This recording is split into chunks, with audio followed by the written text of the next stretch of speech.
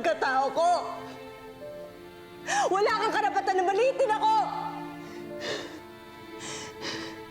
Lalo pat sa mga bagay na wala namang basihan. Walang basihan. Walang basihan. Walang basihan! Eh si Aika na nga mismo nagsabi, di ba? Si Aika mismo nagsabi na binibigyan ka ng regalo ng tatay niya para saan? Ha? Para sa mansari niyo? Wow! Happy mansari. Eh, mahirap sa'yo eh.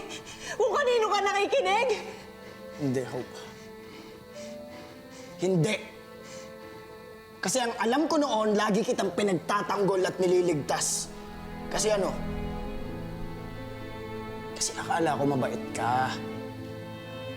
Kasi akala ko, inosente ka. Pero hindi. Hindi pala. Hindi pala talaga kita kilala. Oo, hindi talaga! At wala kang karapatang pagsabihan ako ng mga kung ano-ano. Wala kang karapatang husgahan ako, Ralph. At wala kang karapatan na maliitin ako. Kaya umalis ka na.